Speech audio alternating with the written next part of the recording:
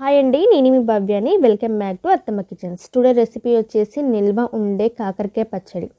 So మనకి ఇది నిల్వ ఉంటుందండి, కనీసం 4 నెలల పాటు మనకి కాకరకాయ పచ్చడి నిల్వ ఉంటుంది. సో మనకి చేదు అనేది అస్సలే ఉండదు. ఈ కాకరకాయ పచ్చడి ఎలా తయారు చేసుకోవాలో చూసేద్దాం. సో మరి ముందుగా నా ఛానల్ని సబ్స్క్రైబ్ చేసుకునే వారు సబ్స్క్రైబ్ చేయండి, అలాగే పక్కన ఉన్న బెల్ ఐకాన్ని ప్రెస్ చేయండి. మనకి ఈ కాకరకాయ పచ్చడిని ఎలా తయారు చేసుకోవాలో చూసేద్దాం. ఇలా కాకరకాయలండి, నేను ముందుగా కడిగి పెట్టుకున్న కాకరకాయలు. ఈ కాకరకాయలని ఈ విధంగా నేను కట్ చేసి పెట్టుకున్నాను. ఇలా డ్రై చేసేసుకోవాలండి కాకరకాయ అనేది. సో నేను దాంట్లో ముందుగా స్టవ్ ఆన్ చేసుకొని ప్యాన్ పెట్టేసుకొని ఆయిల్ హీట్ చేసుకున్న తర్వాత ఇలా నేను ఈవెన్గా ఫ్రై చేసుకున్నాను కాకరకాయలను. ఇలా ఈవెన్గా డీప్ ఫ్రై చేసేసుకోవాలి. ఇలా పచ్చిగా ఉండకుండా ఇలా గోల్డెన్ కలర్ వచ్చే విధంగా, అంటే కలర్ వచ్చే విధంగా మనం ఇలా వేంపుకోవాలన్నమాట కాకరకాయలు. ఇలా ఒక బౌల్లోకి ట్రాన్స్ఫర్ చేసేసుకుందాం. సో ఈ విధంగా అనమాట ఇలా ఫ్రై చేసేసుకోవాలి కాకరకాయలు అనేది. మనకి పచ్చిగా అస్సలే ఉండకూడదు, మనకి గోల్డెన్ కలర్ వచ్చే విధంగా ఈవెన్గా డీప్ ఫ్రై చేసేసుకొని బౌల్లోకి ట్రాన్స్ఫర్ చేసేసుకోవాలి. ఇప్పుడు అదే ప్యాన్లో నేను ఎల్లిపాయలని యాడ్ చేసుకున్నాను. ఈ విధంగా వెల్లిపాయలని 4 వేసుకున్నాను. వెల్లిపాయలు వేసుకున్న తర్వాత ఇప్పుడు తాలింపు గింజల్ని దాంట్లో యాడ్ చేసుకున్నాను. అంటే మినపప్పు, ఆవాలు, జీలకర్ర యాడ్ చేసుకొని ఇప్పుడు నేను ఎండుమిర్చిని దాంట్లో వేసేసుకున్నాను.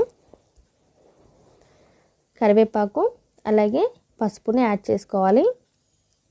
1 టేబుల్ స్పూన్ పసుపు, అలాగే నేను ముందుగా దంచి పెట్టుకున్నానండి. ఈ విధంగా మనకి ఎల్లిపాయ అనేది ఈ విధంగా మెత్తగా దంచి పెట్టుకున్నాను. దీంట్లో యాడ్ చేసుకొని ఈ విధంగా నూనెలో ఫ్రై చేసేసుకోవాలి.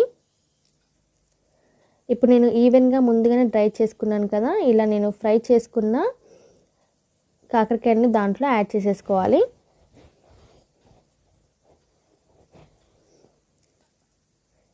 నాలుగు టేబుల్ స్పూన్ల కారంని యాడ్ చేసుకోండి.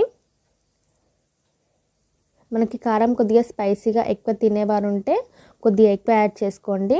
ఇది నేను 4 టేబుల్ స్పూన్ల కారాన్ని యాడ్ చేసుకున్నాను. ఇలా నేను ఉప్పు 3.5 స్పూన్లు యాడ్ చేసుకున్నాను. అంటే రుచికి సరిపడా ఉప్పుని యాడ్ చేసుకోవాలి.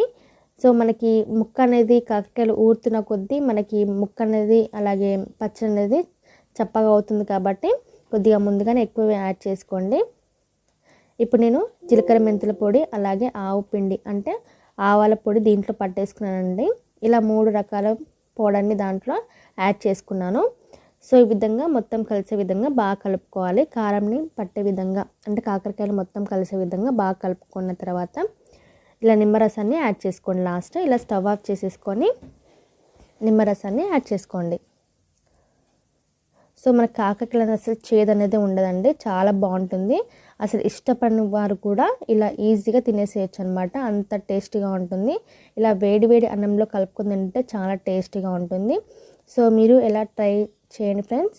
సో ఇంట్లో మీరు ఇలా ట్రై చేయండి, చాలా పర్ఫెక్ట్గా వస్తుంది, చాలా బాగుంటుంది. సో మీకు ఎలా వచ్చిందో నాకు కామెంట్ చేసి నాకు చెప్పండి. సో మరి నా ఛానల్ని సబ్స్క్రైబ్ చేయండి, లైక్ చేయండి, షేర్ చేయండి. So please support my channel. Thanks for watching.